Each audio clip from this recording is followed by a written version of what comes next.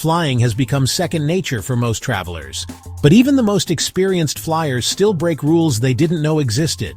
Today, we're diving into the unwritten rules of air travel, the kind that can get you dirty looks, or worse. But before we take off, make sure to hit that subscribe button. Ever had a landing that felt more like a controlled crash? Don't blame the pilot just yet. In bad weather, especially on wet or snowy runways, pilots sometimes intentionally land hard. It helps the wheels break through the water layer and grip the ground. Otherwise, the plane could hydroplane, just like a car. It's not poor flying, it's precision. So next time you slam into the runway, remember it might have just saved your life. Ever stepped off a plane feeling like a raisin? That's not your imagination. It's the cabin air. The humidity on planes can drop to just 20%. That's about as dry as the Sahara Desert. Your skin, lips, and even your nose dry out mid-flight. And no, airlines won't be installing humidifiers anytime soon. Why? Because moisture causes corrosion, and planes are mostly metal, so bring your own fix. Moisturizer, lip balm, and a big bottle of water. Your skin will thank you when you land looking human. When the plane starts taxiing, your tray table should be up. Not because it's polite, but because it's safe. If there's an emergency, that tray can block your escape, and nobody wants to get trapped behind your laptop and pretzels. Same goes for reclining your seat during takeoff or landing. A reclined seat can jam the legs of the person behind you. Worse, it makes the brace position nearly impossible. Upright seats save time, space, and possibly lives. So next time the flight attendant reminds you, it's not nagging, it's Survival 101. We get it. Early flights, long layovers, naps are tempting. But sleeping during takeoff or landing? Yeah, that's a bad idea. First, it messes with your ears. Cabin pressure changes really fast, and your ears need help adjusting. Yawning, swallowing, chewing gum, they all work. But you can't do any of that if you're snoring. Second, safety. Most in-flight accidents happen during these two phases. If something goes wrong and you're passed out cold, well, you're losing precious seconds. So do yourself a favor, stay alert until you're cruising. Then you can knock out guilt-free. You might want to think twice before ordering that hot cup of coffee. Because honestly, it's not made with bottled water. It's made with water from the plane's onboard tank. And those tanks? They've been around longer than some passengers. Studies have found harmful bacteria in over 12% of samples. Not exactly barista quality, right? And if you do order a hot drink, don't pour it yourself. Flight attendants are trained to handle boiling liquids on a moving plane. You're not. So maybe stick to bottled water or juice. Your stomach will thank you later. Ever notice it takes forever to get a Coke mid-flight? That's not laziness, it's physics. The low cabin pressure just messes with carbonation. So when Coke gets poured, it foams like crazy. Flight attendants have to do it in slow motion. Pour a little, wait. Pour a little more, wait. If you're in a rush, maybe skip the soda. It's not worth the wait, or the fizz flood. And if you're wondering what else is slower in the sky, you'll want to hear what's really lurking in your seat area next. So, you probably think the airplane bathroom is the grossest spot on board, right? Well, actually, that's not true. The filthiest thing on the plane is your tray table. Yeah, really. Studies show it's like 8 times dirtier than the toilet flush button. And why is that? Honestly, it's because they rarely get cleaned between flights. People do everything on them. Eat, sneeze, change diapers, you name it. So before you unfold that tray, do yourself a favor. Pull out a sanitizing wipe and give it a good scrub. And hey, same goes for your armrest, seatbelt, and touchscreen. Oh, and definitely keep that air vent open. The air is filtered and safe. The tray table? Not so much. That window seat might seem like the perfect place to nap, but leaning your head against the glass? Big mistake. You have no idea who sat there before you. And that window hasn't been wiped down in, well, a long time.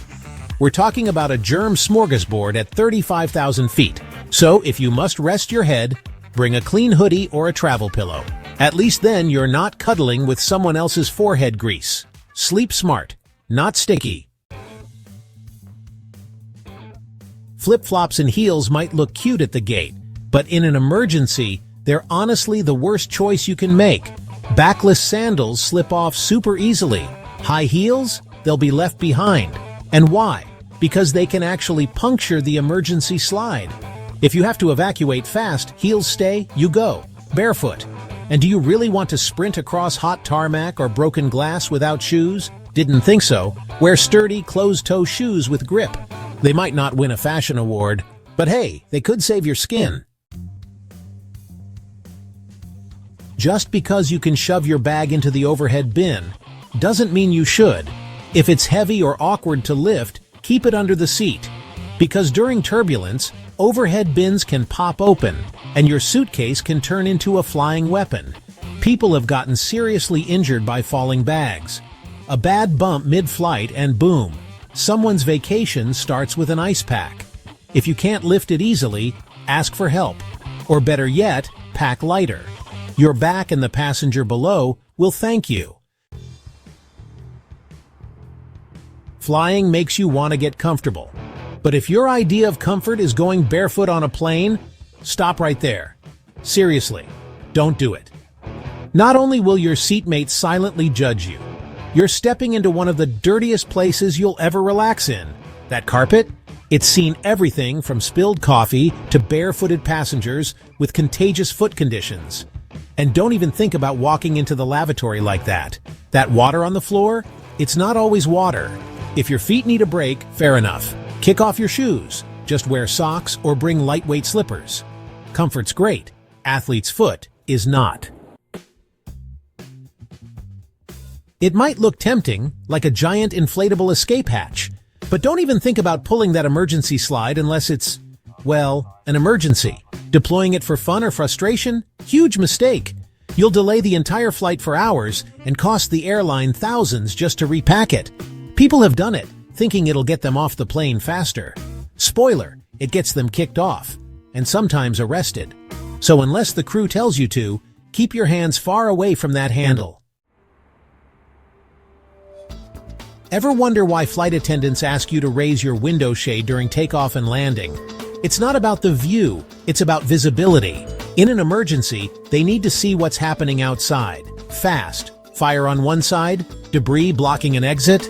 They'll use that view to decide which doors to open. If your shade is down, they're flying blind. So next time you're tempted to block the sun, remember, that tiny window might help save lives. Some items just don't belong in your carry-on. Spray deodorants and shaving cream, for example. Cabin pressure can make them explode. Yes, explode. That's why they're banned on most flights. Stick deodorant, totally fine. But leave anything pressurized at home or in checked bags. And speaking of danger, never pack power banks in your checked luggage. They contain lithium batteries, which can catch fire if damaged or defective. That's why airlines want them in your carry-on, where the crew can respond fast. High energy equals high risk. Treat them with care. Worried that airport scanners are messing with your health? You're not alone. Lots of people have that concern. But here's the truth. The radiation levels are incredibly low. If they were dangerous, TSA staff wouldn't stand next to them all day. Even the big baggage scanners barely register a blip in exposure. You'll get more radiation flying at 35,000 feet than walking through that scanner. So don't stress. Just step through, smile, and keep moving. You've seen the movies. The pilot's unconscious, and a brave passenger steps up to save the day. Yeah, no, that's pure Hollywood fantasy. Landing a commercial jet isn't like playing Microsoft Flight Simulator. Even if you've watched every YouTube tutorial, the stress, complexity, and real-world stakes would overwhelm just about anyone. Sure, a few amateurs have landed tiny private planes in emergencies, but a full-size passenger jet? That's never happened. Not once. Let's leave that to the professionals. So, now you know the rules that aren't printed on your boarding pass. The subtle mistakes, the hidden risks, and the habits that can ruin a perfectly good flight. If you learned something new today, give this video a thumbs up and share it with a fellow traveler. It might just save them a headache or a foot fungus. And if you want more flying tips, airline secrets, and traveler smarts, stick around. We've got plenty more coming your way, so stay buckled in.